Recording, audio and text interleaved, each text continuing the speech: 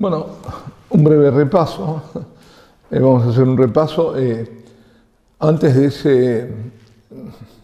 de ese sumario que hice, bueno, breve, además, para ver dónde estábamos, para no perdernos, el último que hablamos justamente sobre estos capítulos fue el de la Gran Ramera. En parte lo hicimos porque es muy extenso. El último se refería a la huida de Babilonia. Huid, ¿no? Babilonia. Babilonia, por un lado, la meretriz, la gran prostituta, la religión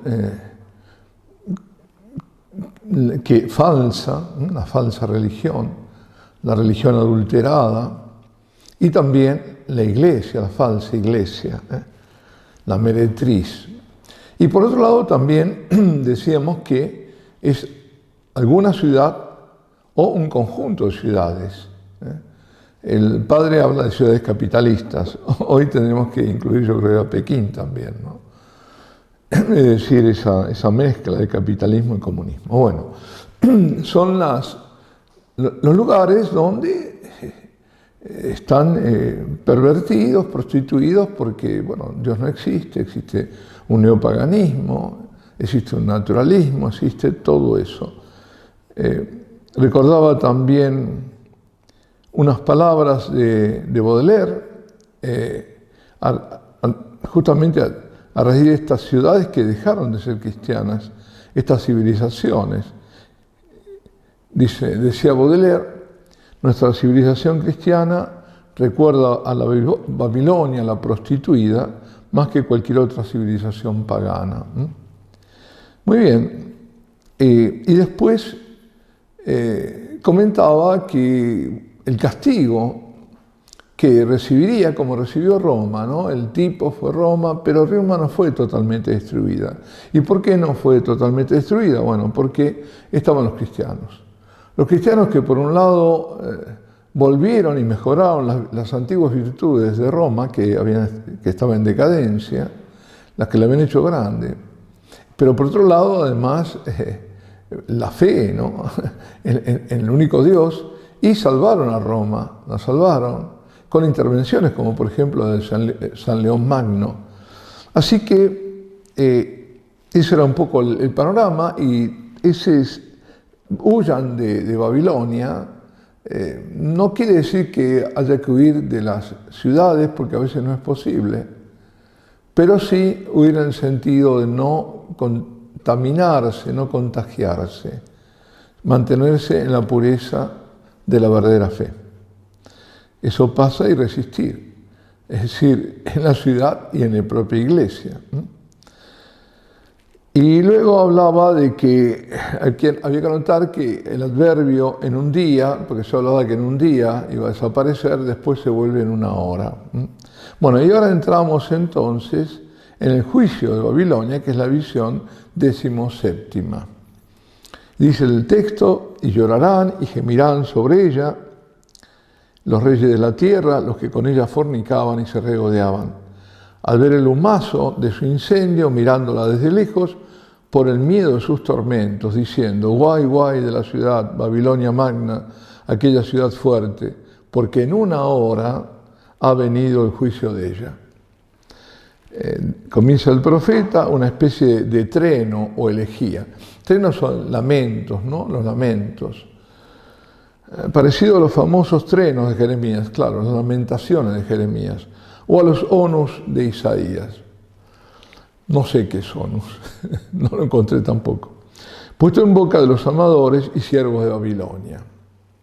Y al fin en boca de los celestes, para resbalar sin ruptura al himno de las bodas del Cordero y la visión de la derrota definitiva de los anticristos, las dos cosas siendo dos aspectos de una misma, con la cual termina esta primera visión cúspide y se abre la del reino milenario. Es decir, por un lado la hecatombe, por un lado las lamentaciones por lo que pasó, lo que se mereció esa ciudad, esa civilización, en el fondo, y por otro lado el reino de Dios, el triunfo del Cordero, la boda del Cordero.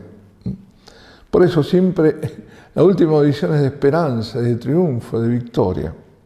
Y dice, y los mercaderes de la tierra llorarán y plañirán sobre ella, porque sus mercaderías nadie comprará más.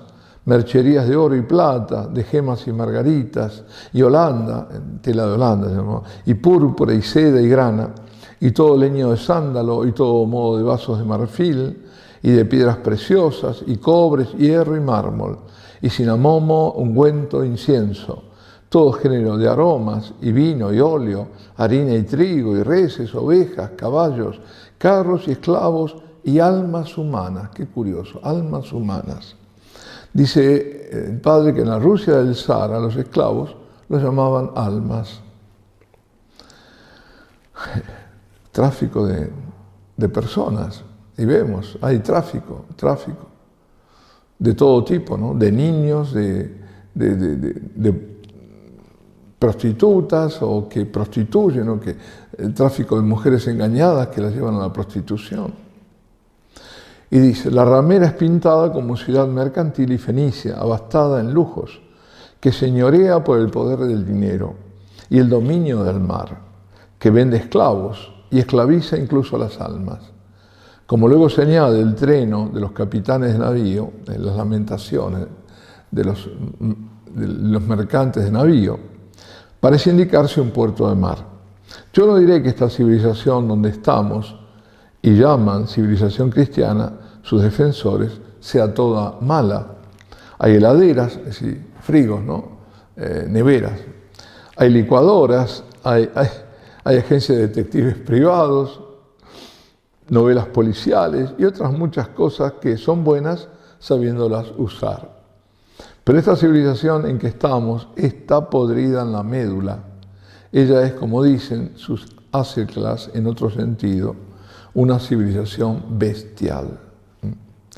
Y sigue en el texto sagrado, y los negociantes de todo esto, que se enriquecían de ello, mirando desde lejos, es decir, no querían meterse, los que se habían usufructado de todo esto y aprovechado, por el miedo de sus tormentos, llorantes y clamantes, decían, guay, guay de la ciudad magna, que estaba vestida de holanda y púrpura y grana y dorada con oro, piedras preciosas y perlas, porque en una hora, antes decía en un día, ahora dice, en una hora perecieron tantas riquezas. La urbe prostituida, sea ella una ciudad, sean varias, va a ser destruida por bomba o bombas nucleares, puesto que va a perecer por incendio y en una hora. Antiguamente eso no se podía hacer, hoy se puede hacer. Y el instrumento de ello ya está inventado. 3 veces se repite en esta elegía que será destruida en una hora, como antes se había dicho en un solo día. Interpretación literal, por lo tanto, diferente del reinado por una hora de los 10 reyesuelos, que significa allí poco tiempo. Y todo capitán y todo aquel que en el Mediterráneo navega, y los navegantes y los que negocian por el mar, se pararon desde lejos y clamaron mirando el humo de su incendio diciendo. Esto parece cuando se incendia Sodoma y Gomorra, que desde lejos lo ve Lot, ¿no? Y que por darse vuelta se convierte en estatua de sal la mujer Sara. Dice, el humo de su incendio diciendo, ¿quién era como la ciudad magna? ¿Quién como Babilonia? Y echaron ceniza sobre sus cabezas y clamaron llorosos y gimientes, guay, guay, la ciudad magna, de que se hacían ricos todos, cuantos en el mar tienen naves y mercaderías, porque ha sido devastada en una hora. Todas esas naciones que han tenido el dominio marítimo mercantil, dice el padre, para lo cual es preciso también el bélico, es decir, es cierto, cómo defender ese comercio si no se tiene, y además imponerlo a veces, ¿no? Dice Troya, Tiro, Sidón, Cartago, Venecia, y después Holanda, Inglaterra y Yanquilandia. Han sido una calamidad en la historia. Tienen la moral fenicia y la fe púnica, o sea, la falta de fe y fidelidad, y peor aún, el hábito de engañar propio del mercachifle. Chesterton lo puso en la elegante parábola de la carabela dorada, The Golden Galley, que no pudo publicar en ningún diario inglés, por lo que tuvo que fundar una revista propia, G.K. Weekly, la cual parábola resultó profética. La carabela dorada en su viaje por el mundo va a ir a parar a la Babilonia de los últimos tiempos, sea ella quien fuere, e irá a su perdición, cuando su iniquidad haya subido hasta el trono de Dios, es decir, cuando haya falsificado la religión hacia su servicio. Cuando haya falsificado la religión hacia su servicio. Hemos visto cómo se han inmiscuido en el Vaticano y están todos esos emails, ¿no? de esta Hillary Clinton y todo eso, cómo se estaban inmiscuyendo y se inmiscuyeron, no sé, en el Vaticano, en la propia Iglesia. Exultad sobre ellos, cielos, y santos apóstoles y profetas, porque el juicio de Dios coincidió al fin con el juicio vuestro. Y un ángel fuerte alzó una piedra como muela de molino y la tiró al mar, diciendo: con este ímpetu será lanzada a Babel, la ciudad grande, y no la encontrarán más. Y la música de los citareros, los que suenan la cítara, y flautistas y cornetistas no se irá más en ti. Y toda la técnica de los técnicos no se encontrarán más en ti. Y las luces de las lámparas no lucirán más en ti. Y el canto de la novia y del novio no se oirá más en ti. Porque tus mercaderes eran los príncipes de la tierra. Porque en tus encantamientos se ofuscaron todas las gentes. Y en ellos se halló la sangre de los profetas y mártires y cuantos fueron muertos en la tierra. Los rasgos propios del capitalismo, dice, el principado de los mercaderes, que son los que realmente gobiernan hoy día, a hurtadillas y con engaños. Y más allá, ¿no? La gran finanza, las hechicerías del lujo, el placer, todo el negocio, además del ocio, ¿no? Los tienen todo. Pensemos, ¿no? Disney, todo, Hollywood, todo lo que queramos, todo, Netflix, todo. Lo tienen todo. Y hechicerías del lujo, del placer, ¿no? Y la comodidad que incandilan a las masas. Y al final, que es cuando Dios hiere el homicidio, la guerra y la persecución como medio de sostenerse. Si Dios permite, hasta un punto, porque provocan guerras y todo tipo de maldades. Dice: después de esto oí como voz grande de muchedumbres en el cielo diciendo: aleluya, la salvación, el honor y la fuerza al Dios nuestro. Porque veraces y justos sus juicios, y juzgó en la forneguera grande, que corrompió a la tierra en su fornicación, y él vengó la sangre de sus siervos de las manos de ella. De las manos de ella. Y de nuevo dijeron: aleluya, y el humazo de ella ascendió por los siglos de siglos. Condena eterna, fuego del infierno. Y se hincaron los 24 ancianos y los 4 vivientes y se arrodillaron al Dios que cede sobre el trono diciendo: así sea, aleluya. Y una voz salió del trono: ensalzad al Dios nuestro, todos los siervos suyos, y los temerosos de él, los grandes y los pequeños. De pronto aparece la imagen celestial. ¿Cuántas veces diré que el Apocalipsis no es un libro hecho para dar miedo? Como me decía ayer una devota. Es un libro hecho para consolar y corroborar los que todos estos miedos tenían y tienen delante y encima. Menos hiere la flecha cuando se la ve venir. Y Juan reseña hechos y avisa de hechos que no proceden de la voluntad de Dios, sino de la maldad del hombre. Si todas estas calamidades no vienen de Dios, vienen del hombre. Es el hombre el que las provoca. Bueno, indirectamente también, porque el mal del hombre afecta a la creación. Pero además un mal hecho, concreto, activo. No un mal reflejo, sino un mal hecho. Hay que remitirse a lo que ha ido pasando, a las muertes que ha habido, a todo. Y ahí nos vamos a dar cuenta dónde está ese mal, esa iniquidad. Y sigue diciendo,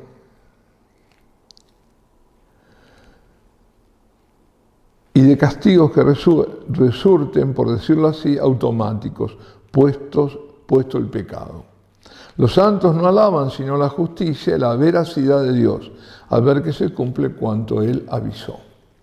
Y sigue diciendo el texto, y oí como voz de muchedumbres, muchas, y como voz de muchas aguas, y como voz de grandes truenos, diciendo, aleluya, reinó el Señor, el Dios nuestro, el Pantocrator, Todopoderoso. Celebremos y exultemos y démosle la gloria a Él. Porque llegaron las bodas del Cordero y la esposa está preparada, y se le dio que esté engalanada con holanda brillante y cándido. Ahora la holanda, pero para la esposa. Porque el lino fino son las justicias de los santos. Solemos decir que la iglesia es la esposa del Cordero. No es sino la novia.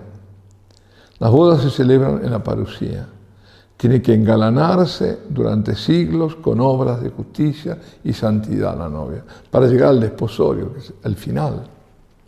Y me dijo, escribe, dichosos los llamados a la cena de las bodas. Y me dijo, estas palabras de Dios son veraces. Y yo caía a sus pies para adorarlo. Y me dijo, ahora bien, no, consiervo tuyo soy y de tus hermanos, que de Jesús mantienen testimonio. Adora a Dios, pues el testimonio a Jesús es el espíritu de profecía. Juan retoma la metáfora de Cristo, que designó al cielo como una cena de bodas. Pero luego Juan lo describirá como una ciudad regia y suntuosa. Es de notar la inversión del último versículo. Debía decir, el espíritu de profecía da testimonio de Jesús. Dice al revés, que el dar testimonio de Jesús es espíritu de profecía. Estimo porque en los últimos tiempos el solo mantener y profesar la fe en Cristo hará a los fieles profetas y mártires. Simplemente. Su único apoyo serán las profecías. El Evangelio eterno habrá reemplazado los evangelios de la espera y el noviazgo, y todos los preceptos de la ley de Dios se cifrarán en uno solo: mantener la fe ultra paciente y esperanzada. Ecclesia martyrum, la iglesia de los testigos, la iglesia de los mártires. Dijo San Hipólito Mártir que los mártires de los últimos tiempos serán mayores que los mártires primeros, porque estos lucharon con los césares, mas los venideros habrán de luchar con Satán. Y repitiólo San Agustín, añadiendo que los mártires postrímeros ni siquiera serán conocidos como mártires, cosa que no deja de darse un poco hoy en día. En resumen, los profetizados sucesos novísimos parecen alinearse así. Primero, en la vida de la Iglesia una serie de herejías cada vez más grandes y dañinas hasta llegar a una herejía o apostasía universal. El padre Juan de Mariana en su obra Susodicha apunta, las tubas designan herejías. Lo hemos comentado en lo último, ¿no? Segundo, como consecuencia de las últimas herejías, una serie de dolores y desastres igualmente crecientes, las plagas. Tercero, un periodo corto de paz y tranquilidad parece estar señalado, o aquí o más adelante. Seguro que ya lo tuvimos. Cuarto, una gran ciudad fastuosa y prostituida, o todo un continente quizás, domina el mundo en virtud del poder del dinero y de una religión falsificada, digamos sin temor, de un cristianismo adulterado. Quinto, se abre el camino para los reyes del Oriente, que esta vez no son los reyes magos. Se seca el simbólico Éufrates, simbólico. Europa apóstata, amenazada por la barbarie, no peor que ella misma. Vemos ahora cómo se abrieron, ¿no?, las compuertas. ¿Qué pasa en Europa? Sexto, la gran ciudad, muchas capitales quizás, parece incendiada de golpe por una coalición de 10 o muchos reyes, posiblemente comunistas. Séptimo, el emperador plebeyo, la presidente de Europa, en Esperanto es la presidenta de Europa, el emperador plebeyo, surge probablemente después de abatir 3 reinos de la coalición y aliarse con los demás atemorizados, según Daniel, ¿no? Octavo, eran los cuernos, ¿no? La última y mortal persecución de la iglesia, a la iglesia visible, reducida a un residuo, un resto, remanente, y la instauración de un culto nefando. Noveno, la parusía o manifestación fulgurante de Cristo Rey, sea en la forma que fuere. Desenlace del drama del universo, el reino milenario, nuevo estado de cosas, el Cristo definitivo, el siglo futuro de Isaías. Ojalá Dios todas estas cosas fuesen en sueños míos, como estima Monseñor Pitaluga. Es el texto mismo el que dice todo esto, como dijo el rabino Eliezer Nsar Shur. Y aquí nos detenemos.